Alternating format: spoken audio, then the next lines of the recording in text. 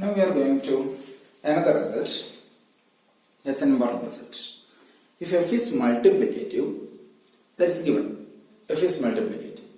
Then f is completely multiplicative if and only if f of p power alpha equals f of p all power alpha. So its proof is necessary argument is immediate. Why? First suppose that f is multiplicative. First suppose that f is complete. It is given f is multiplicative. F is multiplicative. Assume f is completely multiplicative. Assume f is completely multiplicative. F is completely multiplicative means this. What is f form? F is not identically 0, and for any two m and n is in surplus, any two positive integers m and n, f of mn equals f of m into f. Okay. So, what is f of p power alpha? Now, f of p power alpha equals, it is f of p into etc. into p. F of p into etc. into p. Since for any two m and n, f of mn equals f of m into f of n. So it is f of p into etc. into f of p can be rewritten as f of p into etc. into f of p. How many times? Alpha times. That is, it is f of p all power alpha. So this is the necessary argument. When f is completely multiplicative, then f of p power alpha is nothing but f of p all power alpha. Okay. Now, come to its reversing version. So, reversely, assume f of p power alpha equals f of p all power alpha, or f of p power a equals f of p all power a, where a greater than or equals 1. Okay, for a greater than or equals 1. Now we have to show this f is completely multiplicative. So for let m and n are positive integers. Choose m is product with respect to I, or product I ranges from 1 to 1. Pi power alpha I, and n equals product with respect to j, means j ranges from 1 to s, pj power beta j. This is m and n. Okay. So what is f of m? Here f of m equals f of p1 power alpha 1 etc. pr power alpha r.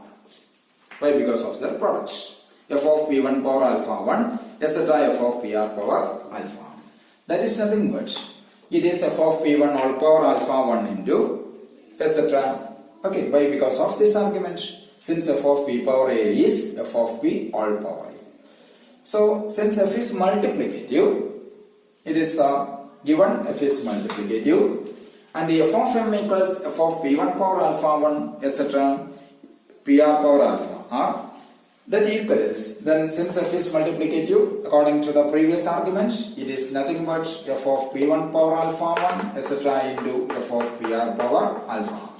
Why? Because of previous theorem. Okay.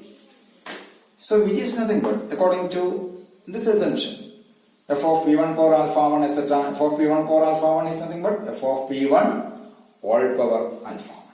This is nothing but f of p1 all power alpha 1 etc. into f of pr all power alpha r. Why? Because of this assumption. Okay. Similarly, what is mn? Sorry, n.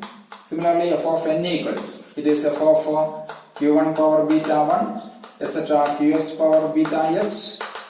That is, since f is multiplicative, and by the previous theorem, it is f of q1 power beta 1 etc. into f of qs power beta s. That is nothing but f of q1 all power beta 1 etc. into f of qs all power beta x. Clear? So from here, what is f of mn? F of mn, f of m into f of n. F of m and f of n are obtained here. So what is f of m into f of n?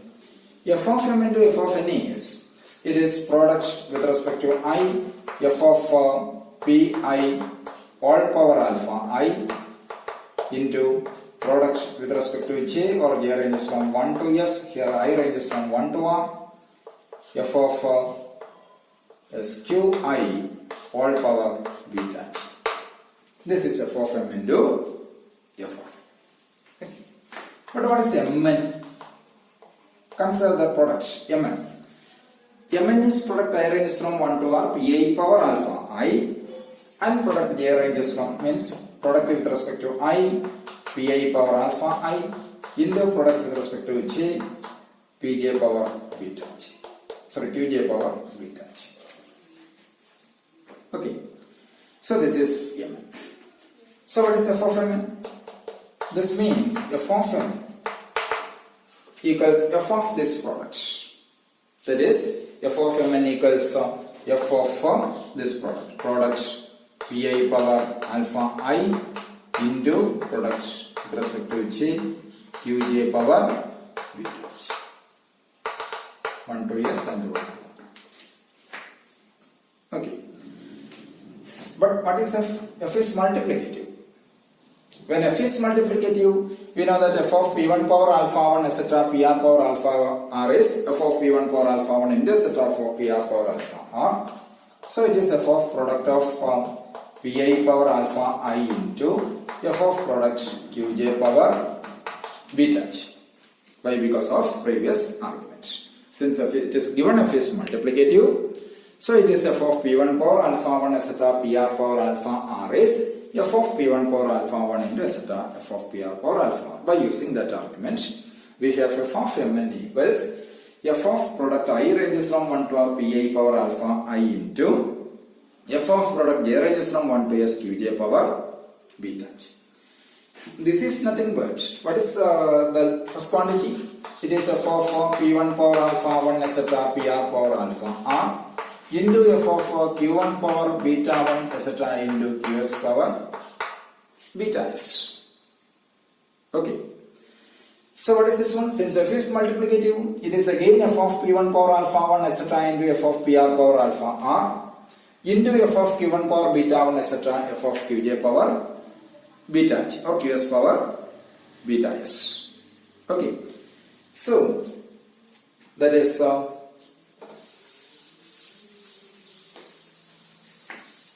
which is same as, it is f of p1 power alpha 1 etc. into f of pr power alpha r into f of q1 power beta 1 etc. into f of qj power beta j.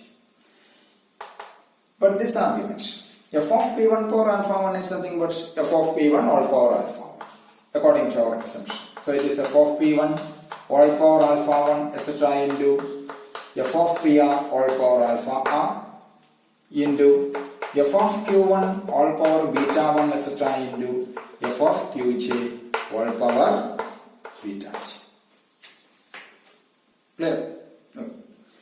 So this is nothing but product with respect to I, f of pi all power alpha I into product with respect to j ranges from 1 to s, I ranges from 1 to r.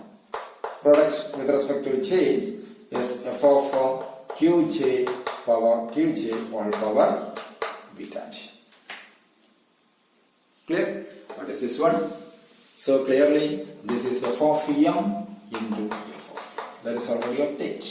So for n into m and n fall in set plus f of mn equals f of m into f of n. Thus this f is completely multiplicative. So this is the proof of this theorem. That is, if f is multiplicative, then the necessary and sufficient condition for the complete multiplicity of f is f of p power alpha is nothing but f of p all power alpha. Agree? Now come to the multiplicative functions and Dirichlet multiplication. So here, if f and g are multiplicative, then what about their products? What about the Dirichlet products f star g? That's our next task. Okay.